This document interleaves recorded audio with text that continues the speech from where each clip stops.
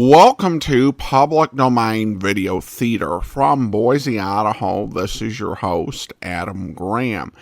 If you have a comment, email it to me, box13@greatdetectives.net. Well, today we're going to be bringing you the movie Dick Tracy, also known as Dick Tracy Detective. It was originally released on December the 20th, 1945. Let's go ahead and watch it.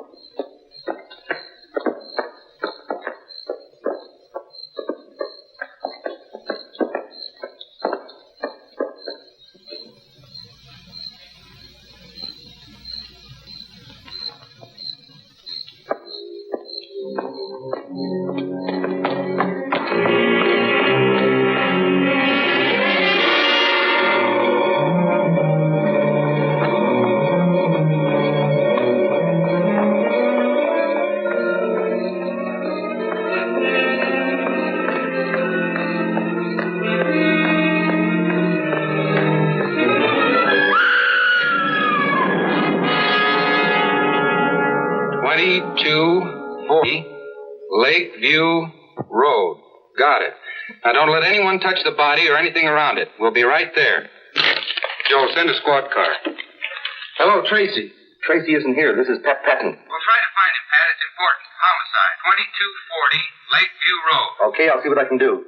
It's murder, he says. Does that mean Mr. Dick Tracy won't have dinner with me tonight at all? Oh, sure. Tess, you lead.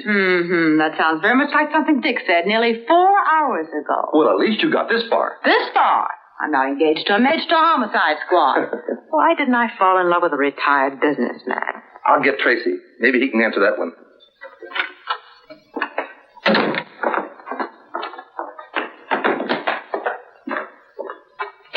Come on, Johnny, you might as well talk. Who robbed that payroll truck? Let me handle him, Tracy. I think I can make him talk.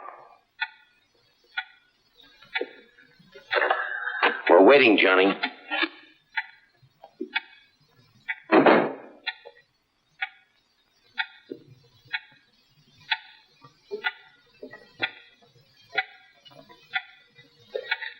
Homicide, Dick.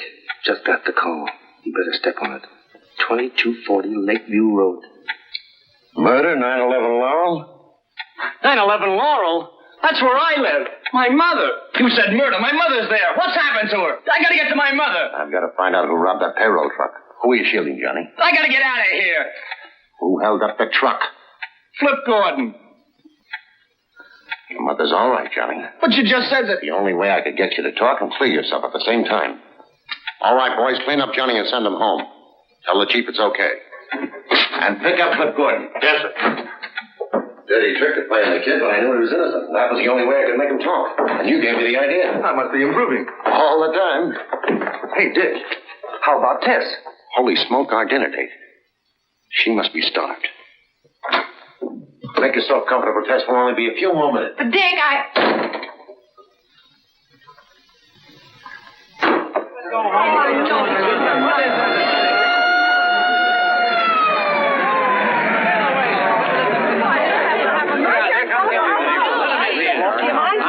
Hello, Dick. Hello, Manning. What's the dope?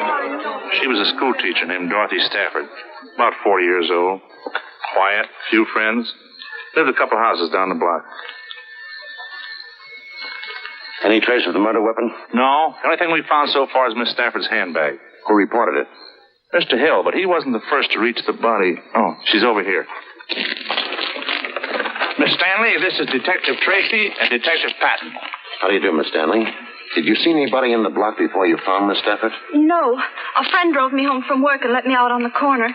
I didn't see or hear anyone until I got right here. Then these people started coming out of their houses. Just a few seconds earlier, it would have been me lying there. Nobody'd have any reason to kill Miss Stafford. Could have happened to any of us. Only a fiend could have slashed it like that. Have one of the boys take Miss Stanley home. Get their names. Right. Miss Stanley, what's your name, miss? Pat Chandler.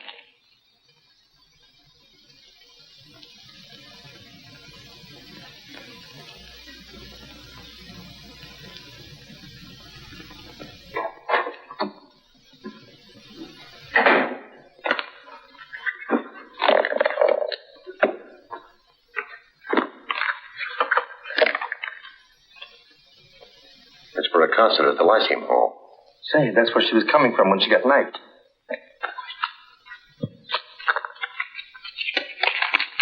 $20 and some silver. Well, that rules out robbery. The neighbors are right. We've got a maniac to find. Identification card. Balance of $1,700. No recent withdrawals.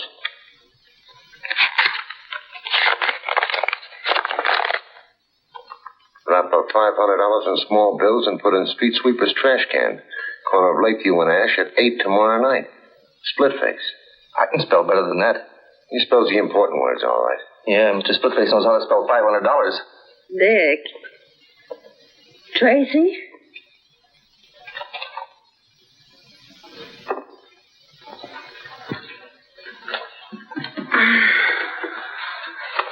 What time is it? Why, it's a little late, Tess. It's almost 11 o'clock. 11 o'clock. Guess that's all for tonight, Pat. We may as well go home.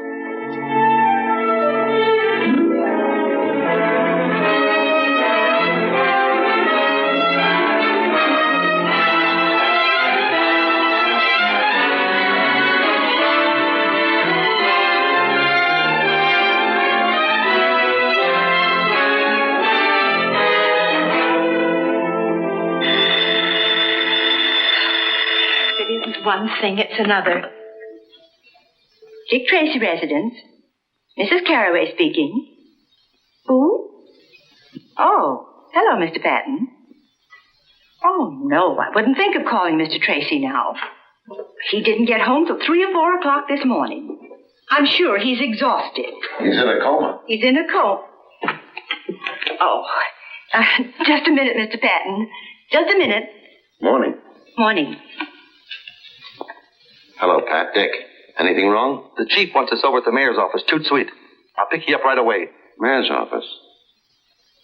I'll be ready. Mayor's office.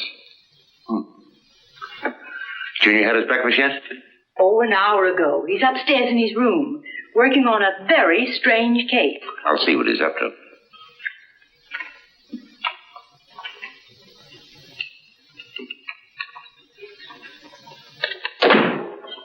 Good morning, Dick. Hello, Junior. What have you got there? Something mighty funny happened around here last night. That so? Yeah, there was a prowler in the house. Anything missing? Yeah, plenty. Any clues? I'm afraid I'll have to fingerprint you. Hey, you don't suspect me. Mrs. Caraway says a lot of stuff is missing from the icebox. Yeah, they sure do. Look at these, Dick. You got me dead to rights, officer. You better talk. Might as well come clean. It'll go a lot easier on you if you do. And on your accomplice, too. How'd you know I wasn't alone? Lipstick. Ted? Yeah. But I'm taking the rap. It was too late to go to a restaurant, so we raided the kitchen. Oh, heck, you confess too easy. I thought this case would take me all day. So you could stay out of school? Let's go. Oh, good morning, Mr. Patton. Good morning. Oh, Pat, be right with you. We've got to hurry, Dick. Hi, Junior. Any new crimes? One, I've got to go to school. Well, land sakes, aren't you even going to have your breakfast? I'll get a cup of coffee downtown. Come on, Pat. Yes. Bye, Mrs. Caraway. Goodbye.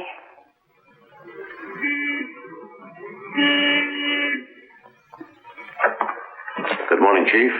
Good morning, Mayor. Morning. What's happened? The mayor will explain. Here, Tracy, read this. Came special delivery a half an hour ago. Wrap up $10,000 in small bills and put in street sweeper's trash can at corner of Davidson and 9th Street at 11 tomorrow night, or be slashed to pieces. Splitface. The same handwriting and the same words misspelled. Well, if you know the handwriting, of course you can tell me who Splitface is. The man who killed Miss Stafford. Just a moment. Did Your Honor know Dorothy Stafford? Well, I can't recall. Why? Did she get one of these extortion letters? Yes. For $500. That's what's strange. An extortionist doesn't usually demand $500 from one victim and $10,000 from another. You mean he'd operate in one bracket? That's right. Well, what are you going to do, Chief? Now, don't worry, Your Honor. We'll assign bodyguards to you immediately. Bodyguards. Those are the fellas that always shoot second. I guarantee your safety. You do? I suppose if you don't live up to your guarantee, you'll bring your resignation over to my funeral. Now, Mayor. Now, look! I only want one thing, and you know what that is. Splitface.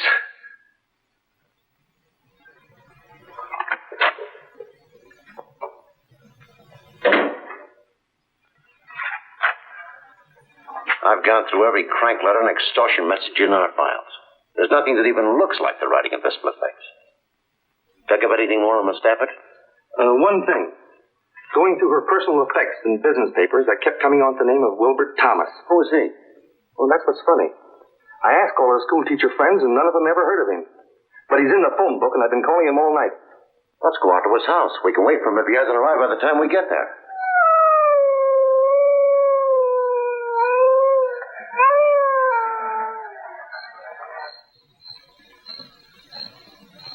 That's the number.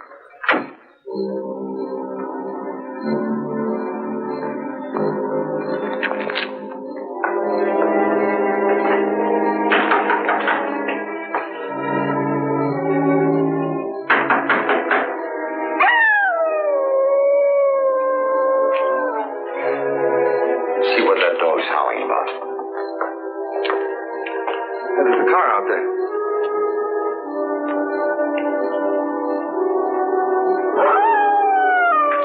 That dog is in the next yard. Yeah. Evidently nobody home there either.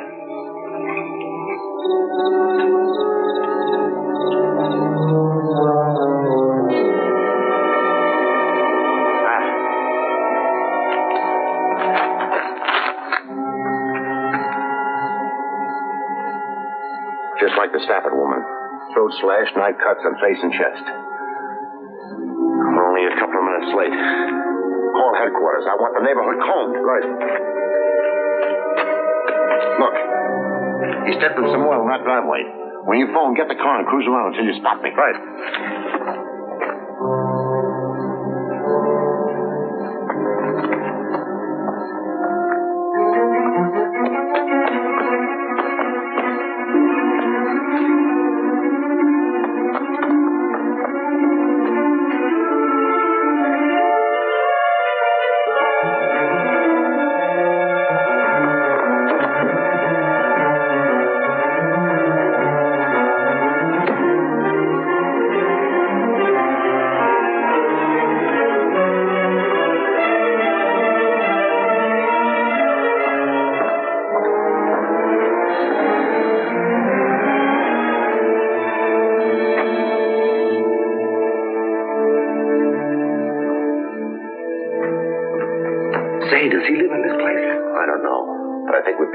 in here. Go around to the back. Cover the door and porch window.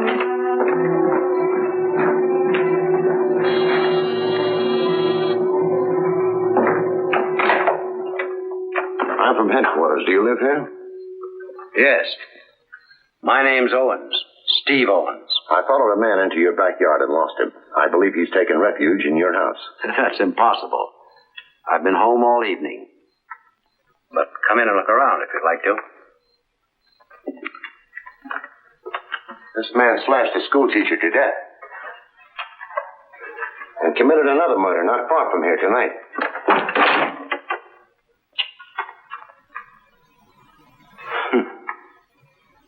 I guess a crazy killer like that can give you police a lot of trouble. You never know where or when he may get the urge to kill again.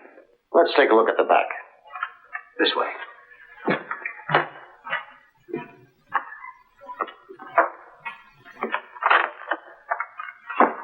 I'll be right back.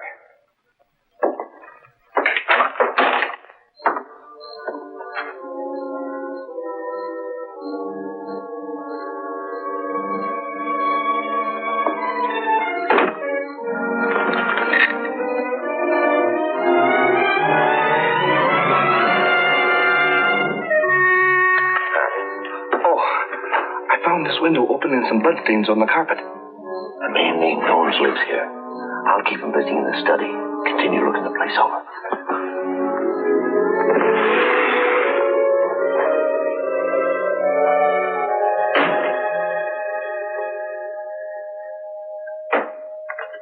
You're alone in the house tonight, Mr. Owens. Yes. My daughter is visiting relatives out of town. Our cook goes home every night. Would you sit down? Thanks.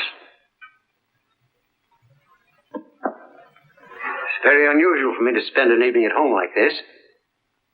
I own the Paradise Club.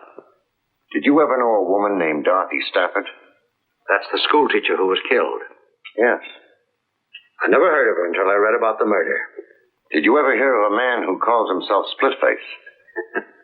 No. Who is he? The killer. I'm concerned about your safety, Mr. Owens. My assistant. I think we'd better leave a police guard with you. I don't think that'll be necessary. Apparently you had this man cornered in my backyard and he ran through the house to get away. He's not likely to come back. He's not in the house now, anyway.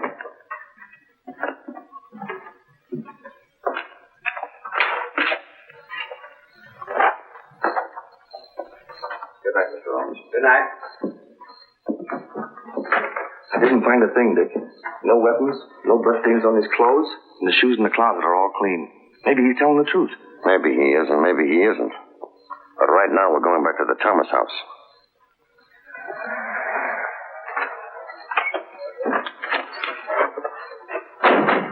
Hello, Dick. Hello, Manning. I thought I had him, but I ran second. Too bad. It's Thomas, all right. What'd you find on him? Usual stuff. A wallet, around $50, medium price watch.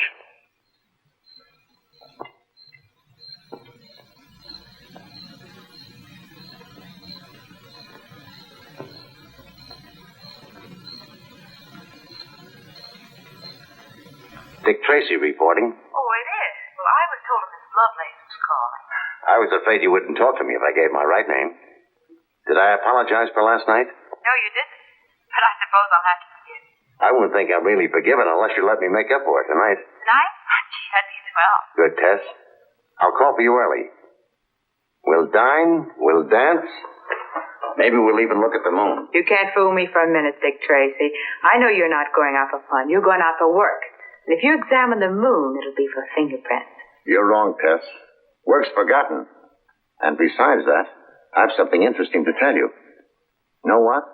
Tracy is crazy about you. What about your date with the mayor? The mayor? He's just a figurehead.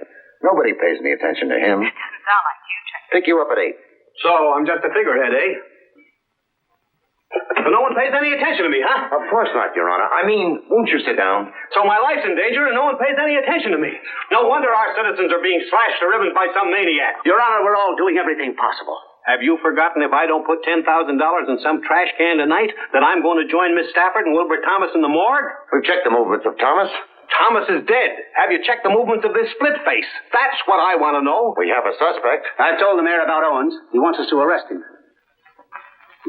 If we do, an attorney will get him out in a few hours. All we'll do is put him on his guard. Has Your Honor ever met Owens or Thomas? I may have. I meet lots of people. I'm a popular man. But remember, I expect action, and before 11 o'clock tonight.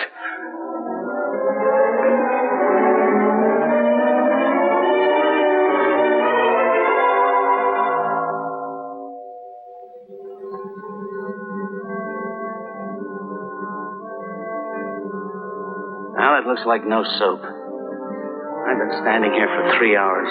My feet are killing me. You didn't really expect him to show up, did you? Why not? We put the package in the can, just as the note instructed. I don't think Splitface is especially interested in a package of money. You mean Stafford, Thomas, and the mayor were all marked for murder, whether they paid or not? Right. Dorothy Stafford got a note asking $500. She didn't pay it and was killed. Thomas got one and paid $1,000. He was killed. Sane or crazy, there's some central idea behind it. Some spring that ties all these people together. That's encouraging. What am I going to tell the mayor about tonight? Congratulate him on being alive. And ask him where he ever encountered Stafford, Thomas, and Seabones. We might as well go.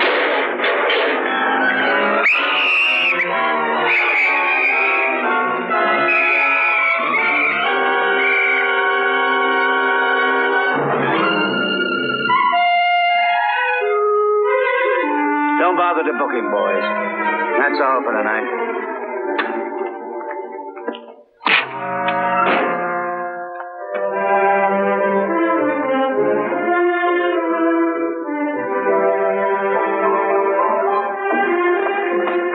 I hope you made a reservation. No. It would only take a minute to call, and Quiet. I didn't want anyone to know me here. Ah, Mr. Tracy. Good evening. Oh, Jules. Evening. A table for Mr. Tracy. It's a pleasure to see you, Mr. Tracy. This way, please. I'll see what you need.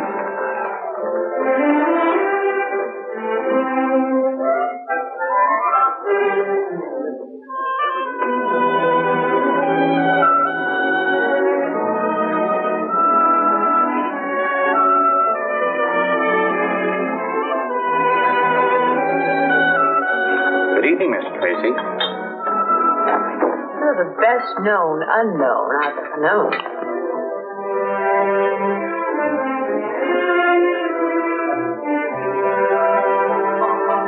Yes, ma'am.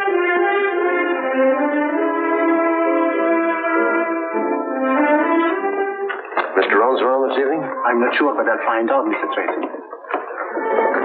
Who is Mr. Owen? He owns the place. I ran into him last night. All right, stop being so mysterious and tell me why we're here. I'll let you know as soon as I find out myself. Mr. Tracy asked me about your father. He did. All right.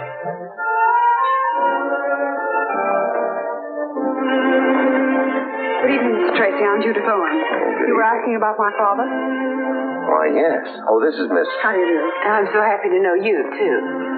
I've been away for a few days, and when I came home this morning, my father told me about your visit to the house last night. Your father has good nerves. That experience would have terrified a lot of people, but he took it right in stride. I'm certainly glad you were there. But do you think it was entirely an accident that the killer ran through our house? That's what I've been asking myself. Where's your father now, Miss Owens? He's not here tonight. Is he at home? No, and right after he left, I saw a man walking through our garden. I was frightened, so I jumped in my car as quickly as possible and came right to the club. Would you let me have the key to your house? Well, yes, of course. Darling, I'm terribly sorry. Do you mind waiting? Oh, no, you're not going to leave me here.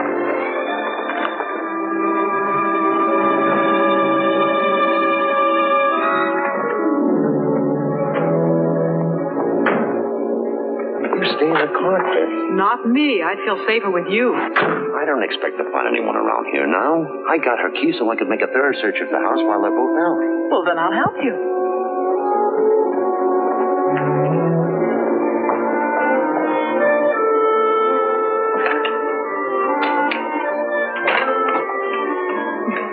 Don't worry about being polite. You go first.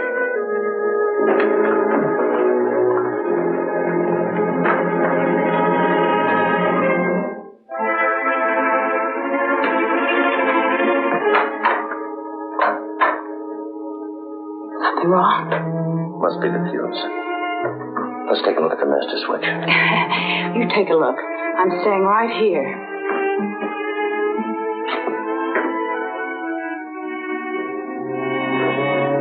Dick.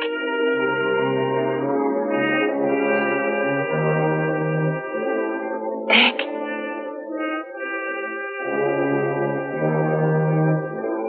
Dick.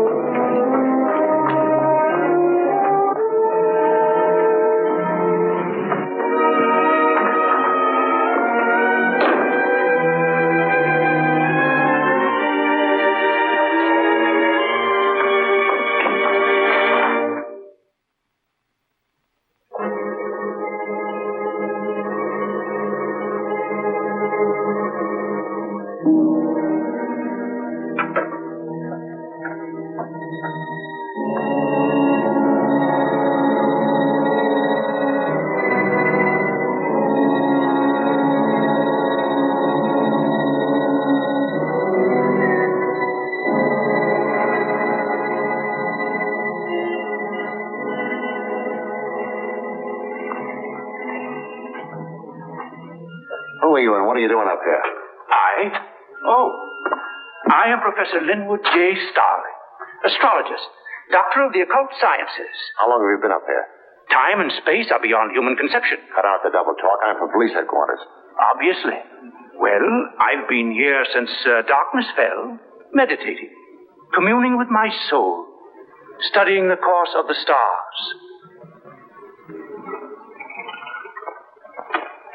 Sagittarius. Did you see anyone cross this roof a moment ago?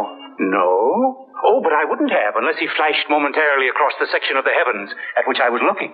You see, I'm a man who knows how to concentrate. Where do you live?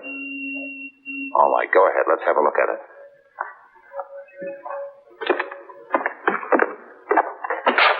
Go ahead. I suppose you'd like to prowl around a bit?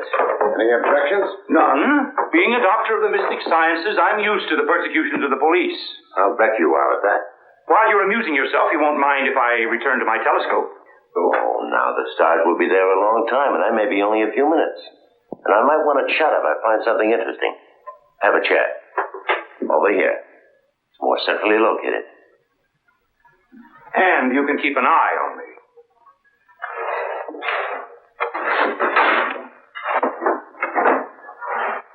Stupid fools, the police.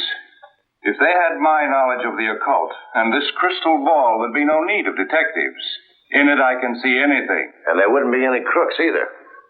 Because you could look in there and foresee what's at the end of the line for them. Might discourage them.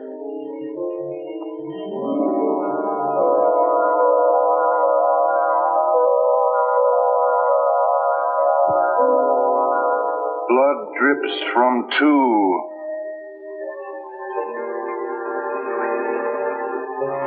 So you didn't see anybody cross the roof. Maybe you ought to take another look at that crystal ball. Blood drips from two. What? Blood drips from 2 knives.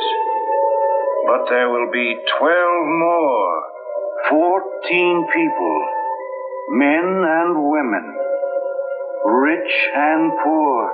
I see 14 people, and all of them are dying. Yes. When the last of the 14 is dead, the cycle will be complete. But now I see a 15th. He is.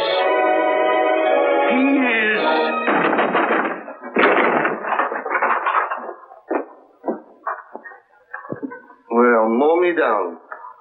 He's having his fortune told. Oh, whatever we were doing, it's over now. What do you mean? Professor here was telling me some very interesting things when you crashed in and snapped him out of it. I don't believe it. I couldn't have told you anything. I don't even know what you're looking for.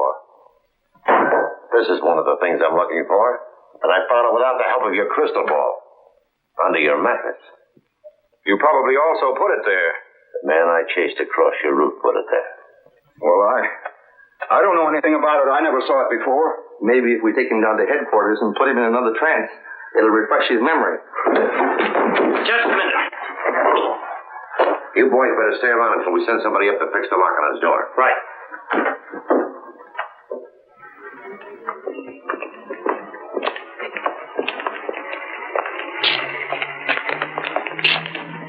This is Professor Starling, Tess. Take a good look and tell me if you ever saw him before. Of course, you've never seen me before, have you? Tess. Look at me, Tess. Are you sure you never saw him before? I'm positive. Take him to headquarters. Have this checked by the medical examiner. We want to know if it's the weapon that killed Miss Stafford and Thomas. Okay, see you later. Let's go, Professor.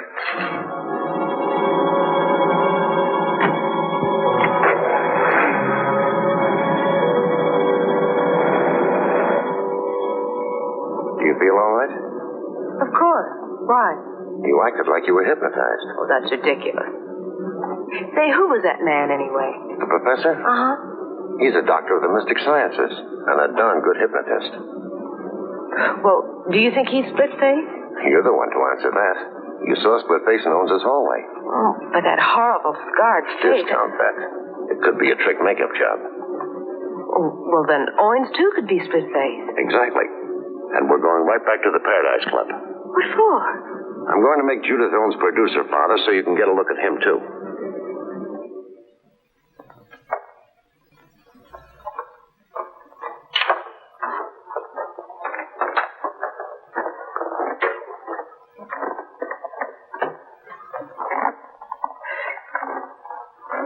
You can bring our dinner now. Dinner? We are getting ready to close. Everybody in the kitchen is going home, but I can bring you some coffee if you wish. Let's have some. I'm so glad you're back. I've been trying to reach you at headquarters. Did you see anyone at the house tonight? Yes, but they saw us first. They got away. Oh, I'm so worried. I don't understand what's going on. Now Dad has disappeared. What makes you think so? Well, he hasn't come in all evening, and he's not at the house. Where was he supposed to go when he went out tonight? Dad likes to gamble. Yes, he has a club uptown and an apartment. I suppose he was there last night, too? Maybe we should drop over there. Oh, no, it wouldn't do any good. He left there at 9 o'clock to come here. That's what worries me. Well, remember to give me the address. I may look in there later anyway. Well, if you'll excuse me, I'll go with you. My nose could stand a little powder, too. Oh, but I was going to make a telephone call. Did you think of someplace else your father might be? No, I was going to call some friends and make arrangements to stay the night with them until I heard from Dad. Until we know who Splitface is, you wouldn't be safe even with friends. Anyway, it won't be necessary to make a call because I'm taking you with me. I'm under arrest? Let's call it protective custody. But jail? I didn't say anything about jail. Where then? Maybe I can take you home with me. Well, how cozy. I've got a housekeeper who's also a good cook. And we better be going. Yes, because we'll have to stop by my place long enough for me to pack a bag. Pack a bag? You going someplace? Mm-hmm. I've had a hankering for some of Mrs. Carraway's good cooking. Besides, I wouldn't want Miss Owens to be lonesome.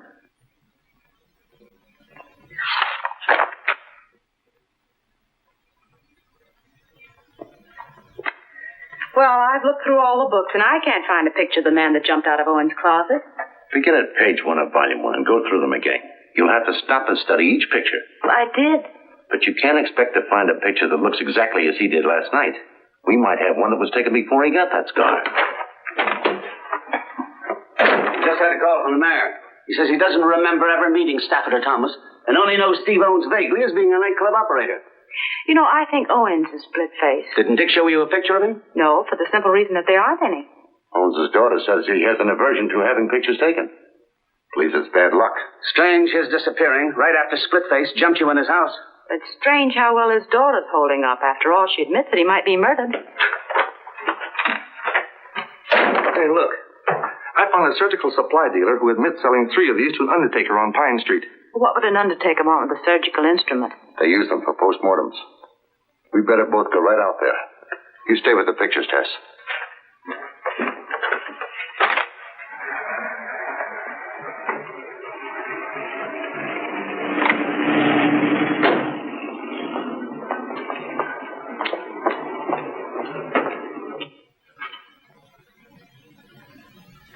Business seems to be quiet. He can't be getting any Splitface's customers. Hey, maybe he's Splitface. Good afternoon. May I help you? Well, from the homicide squad. Oh, I'm sure there have been no irregularities. I have burial certificates. That's all right. I just want you to take a look at this. Oh. A dealer says it's one of 3 he sold you recently. Yes. Yes, I believe it is. Strange. They all disappeared soon after I bought them. Do you think one of your employees stole them? No. I have a small establishment and I do most of the work myself. Where did you keep the knives? I'll show you. I have as fine a collection of caskets as there is in the city. Well, congratulations. Thank you.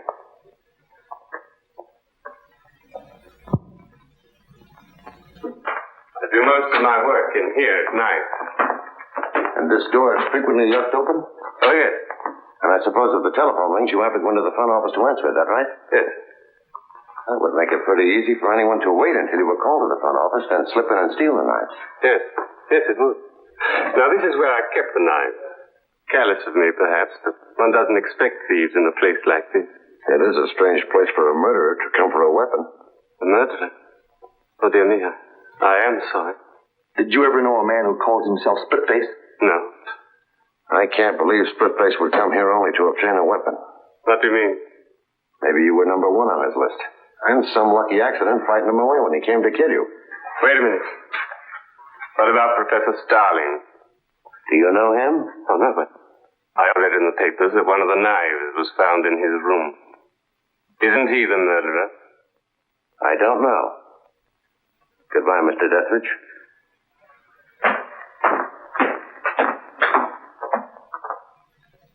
I shall not speak except on advice of counsel. I hope you boys haven't been annoying the professor. The shoe's on the other foot. He's got me ready to confess to anything. How long have they been questioning you? Time and space are beyond human conception. Leave him with me for a while. Right. Okay. Relax, Professor Starling. Those fellows mean well. They just get too enthusiastic. Might as well relax. Let you and I play a word game. We'll get our minds off this for a minute. Don't class me with the morons who usually fall into your net.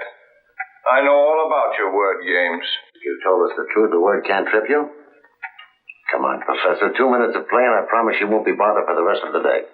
Go ahead if you think it'll get you anything. I'll say a word, then you speak the first word that comes into your mind. Light. Dark. Fish. Water. Snake. Grass. Hot. Cold. Table. Chair. Knife. Knife. Surgeon. Blood. Stain. Extortion. Letter. Man. Women. Dethridge. Dethridge. There's no such word. What does it suggest? Nothing. Thanks ever so much, Professor. You've helped me more than you realize. Take care of the professor. And leave orders he's not to be disturbed again today. Right.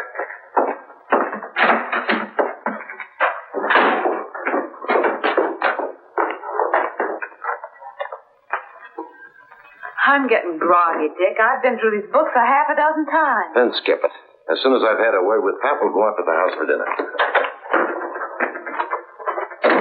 Hello, Pip. Hello. What did you get out of it, Pat? Well, he tripped over the critical words like knife, extortion, death ridge. I think he knows our undertaking friend. At least by name. Anyway, I'm going to bring them face to face. Do you want me to bring Deathridge down here? Yes. But we'll let the professor worry for an hour or so first. Get something to eat. Then pick up Deathridge. Call me at the house as soon as you have him.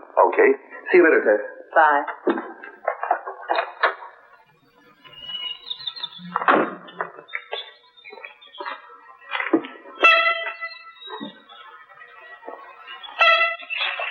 Nobody's coming around here without me knowing it. Well, good work, Junior. What have you got to report? No strangers called today, or Miss Owens didn't go out.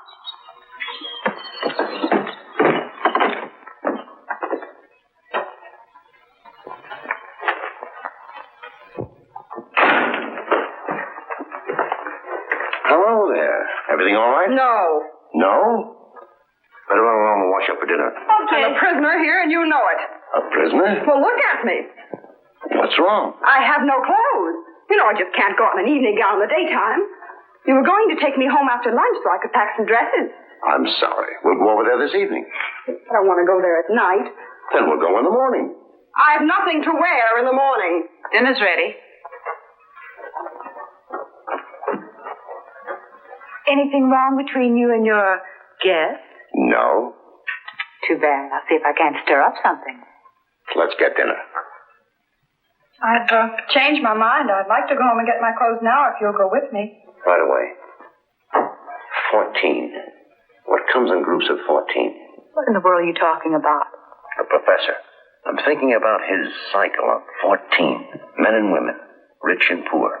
All dying. Oh, well, that could be most anything, from a family dinner to 2 poker games.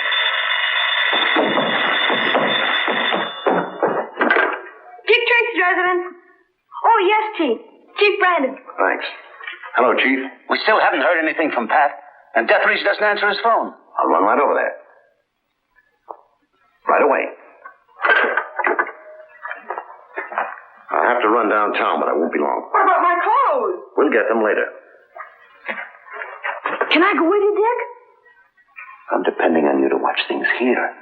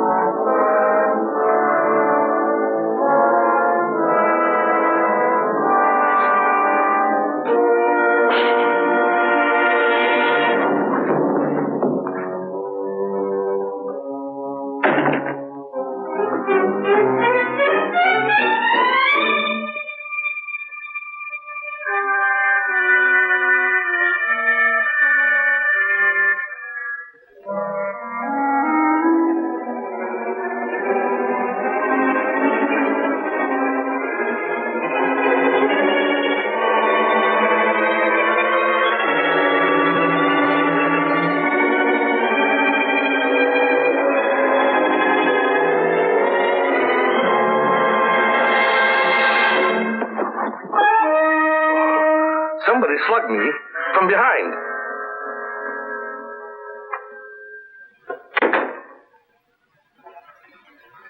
Pat said you were on the way to the office. Deathridge dead, huh? Yeah. I came down to get the professor. I want to take him out there and show him Deathridge. Although this sure gives an airtight alibi. Not quite. What? The professor was released on a writ of habeas corpus. When? An hour or so ago. That's why I wanted to see you tonight.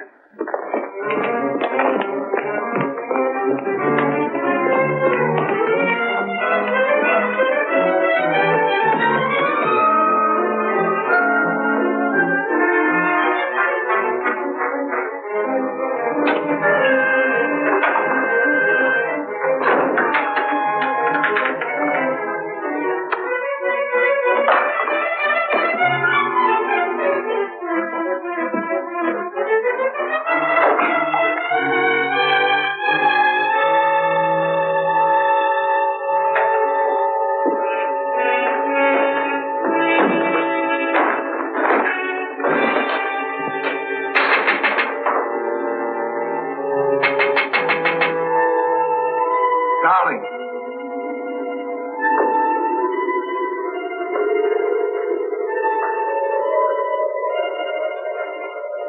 What do you want? Come up here. But Come on up.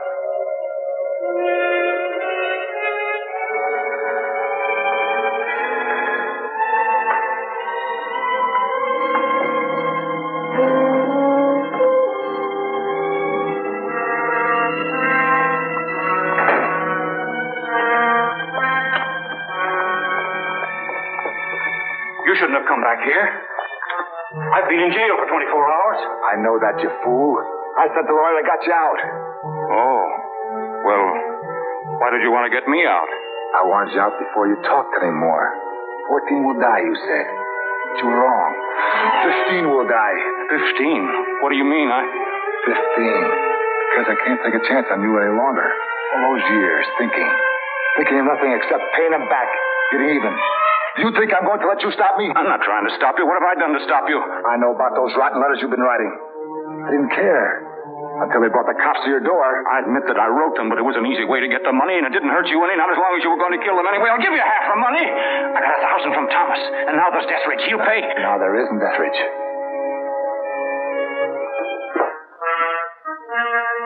I paid him a visit tonight. Funny. When he saw me, he looked just like you look now. No. No, don't. Don't be frightened. This knife is very sharp. You won't hurt. I like when I got this face. It wasn't done so nice. Besides, people won't have to look at you and turn sick at the sight of you. No, it's no good killing me. She saw you. She knows you. She'll identify you.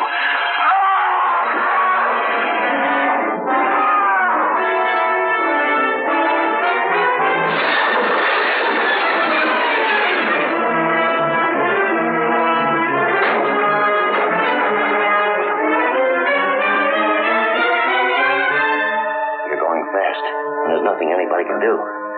Who is Splitface? Talk, Professor. Who is he? Why did he want to kill you?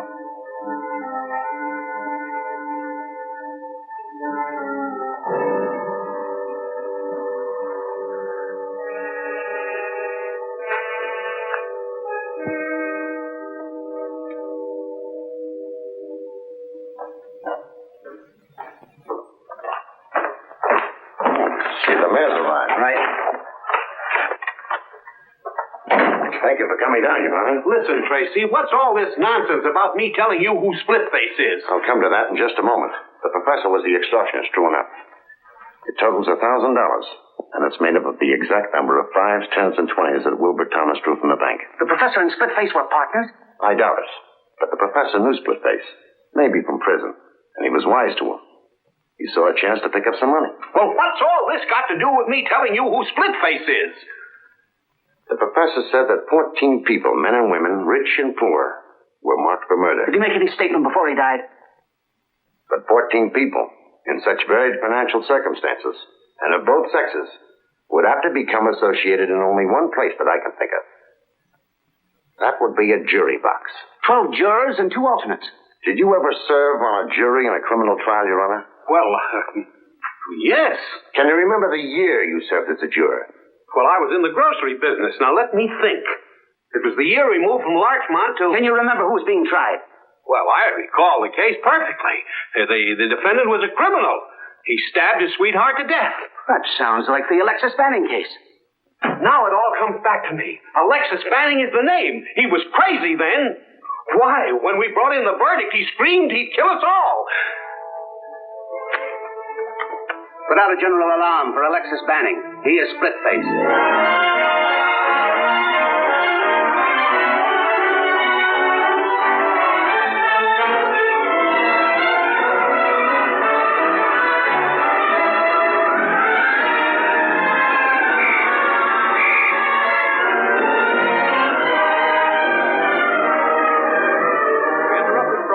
Special news bulletin. The police have identified the maniac killer who has been terrorizing the city. He is Alexis Banning, alias Splitface. Well, He was convicted after of that, murder there should be no 15 objection years to ago. my leaving this charming little jail. People are asked to be on the lookout. No, I'm sure it'll be all right. Only if your father decides to come out of hiding, it would be nice if he'd get in touch with Mr. Tracy. Well, good night. Good night. I've got to phone Dick. I'll talk to him. I want a report on his house guest. Okay. If you want me, I'll be up in the lab. I'm checking some fingerprints on Billy Brown's piggy bank. Looks like we got his old man red-handed this time.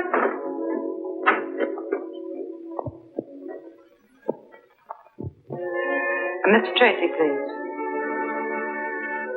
Hello, Dick? This is Ted. Oh, you guessed that, huh?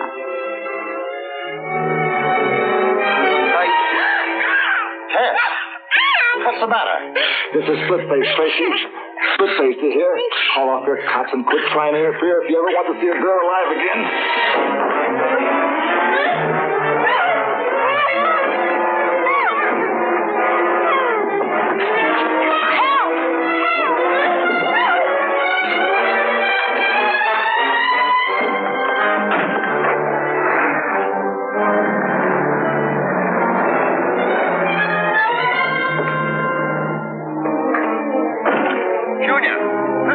It's Tracy. Mr. Tracy. Tracy's been kidnapped. Yes. Does it look like Junior can hang on? Good. Splitface, grab Ted. Come on, Pat. Calling. Attention all cars. Calling all cars. Look for a black sedan with a 10-year-old boy riding the rear bumper.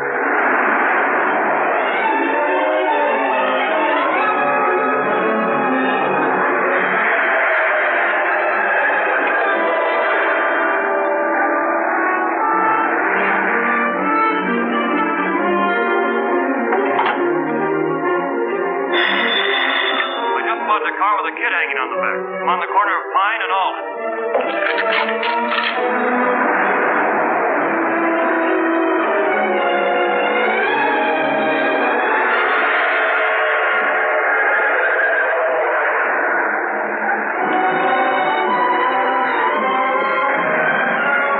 He headed down Alden Street a few minutes ago.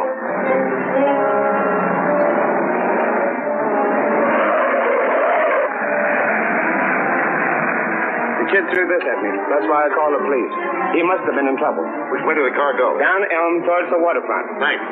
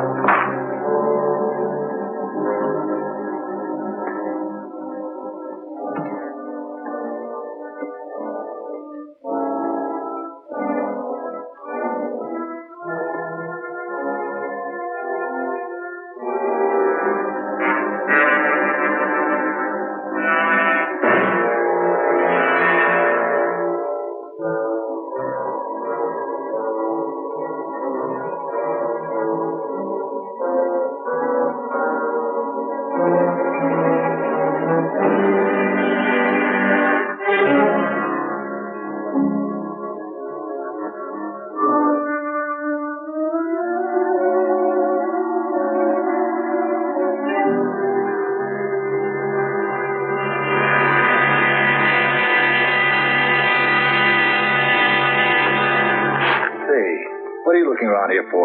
I'm not looking for anything. Just playing. I play around this old boat all the time. Say, I know you now. I saw you through the window at Tracy's.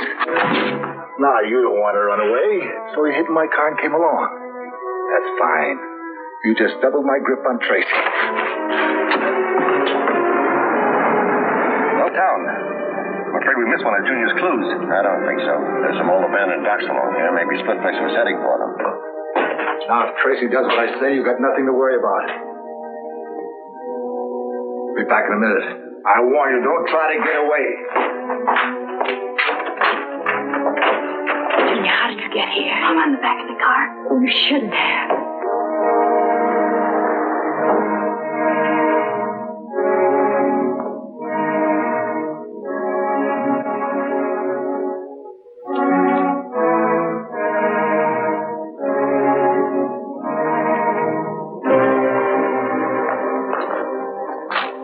This looks like Junior's shoe. Yeah? Well, it could be anybody's shoe. Sure, but right now we're looking for a clue. And I'll take my chances on this being one. Let's go down this way.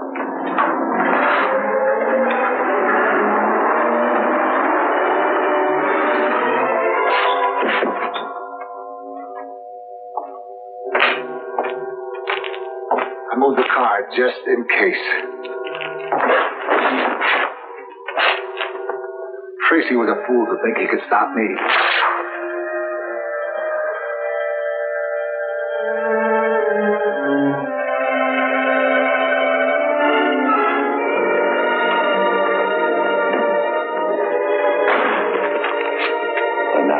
This is Junior's, all right. Well, it looks like we still haven't reached the end of the trail. No sign of the car. It depends on whether you're looking for a car or Splitface, huh? I think this is the end of the trail for Splitface. See, the tire tracks leading into the shed. Here, look. Come on, Pat.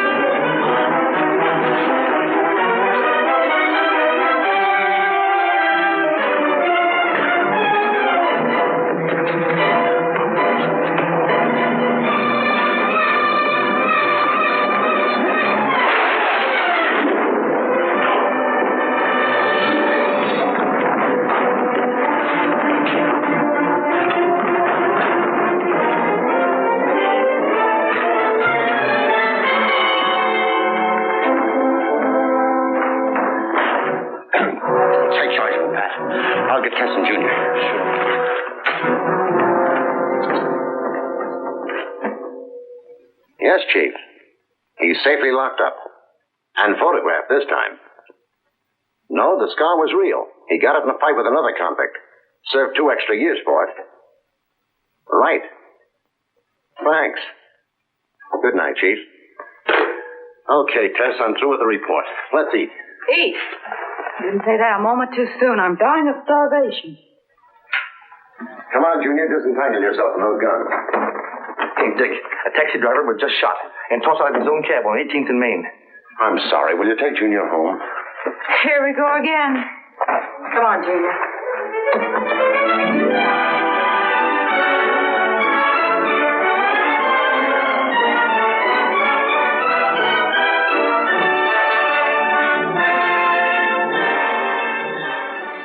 Welcome back. Dick Tracy is a film that does everything it needs to do. It understands what type of movie it's supposed to be, hits all the right beats, and really does deliver.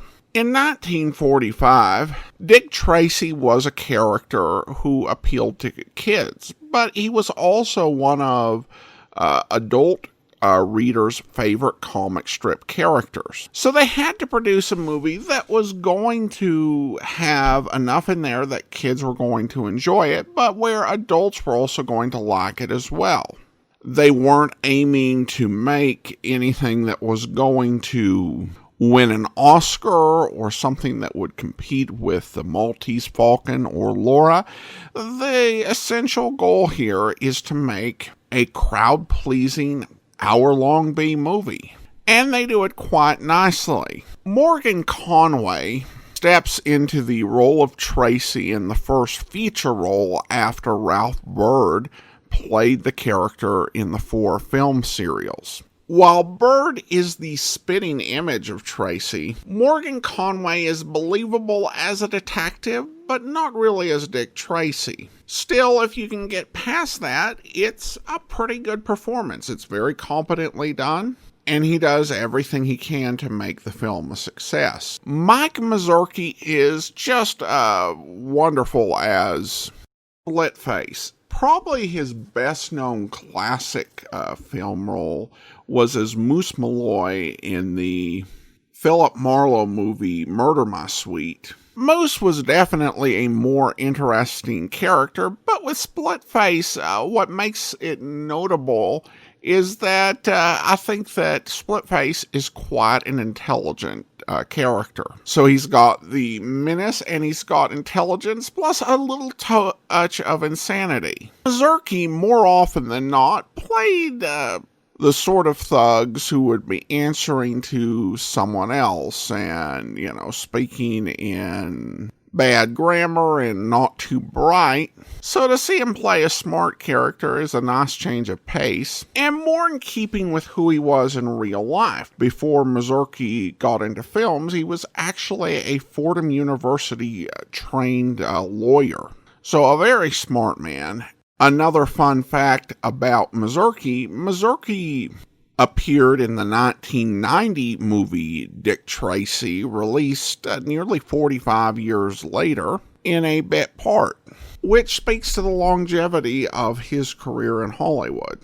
Another part I liked was Junior leaving a trail for Dick and Pat to follow. And to me, I've not read any of the comic strips past the first couple of years, but this seems like the type of thing that may have come right out of the comic strip. It definitely fits with the overall tone of the movie. As a plan, it's clever, but really it will only work out for you if the villain doesn't take too many turns along the way. I also really liked Tess Trueheart's line. If you examine the moon, it'd be for fingerprints. That is Dick Tracy all over. And I think just as a one-liner, that's just a fantastic description. Now, there are some things the film's not concerned about. One is accuracy, so we don't really have a police lab, in this major city police department.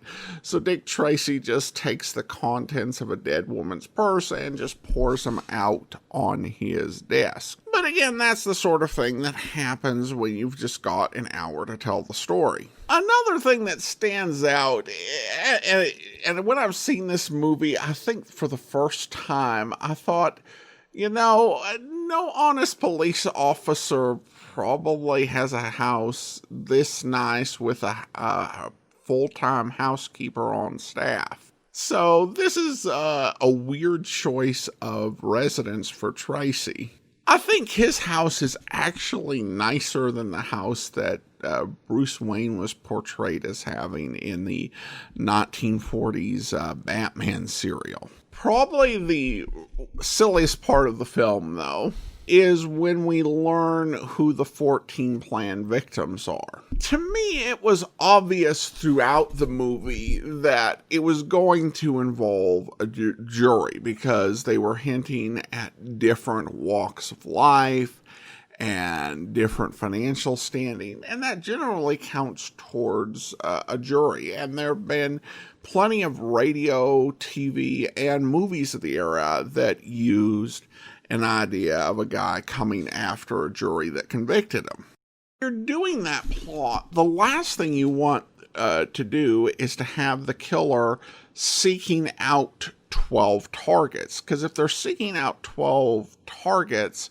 your audience is going to draw the conclusion that we're talking about a jury here. We must be. So you find ways to, jigger with the numbers. You have him decide he's going to kill the jury and he's going to kill the judge and maybe the prosecutor. The goal is that you don't want them to have a number that's 12, and you want to throw your audience off with another number. But killing the alternate jurors, that is probably one of the silliest takes on this, because the alternate jurors had no vote. They didn't send you to prison because they were alternates. So that part was silly.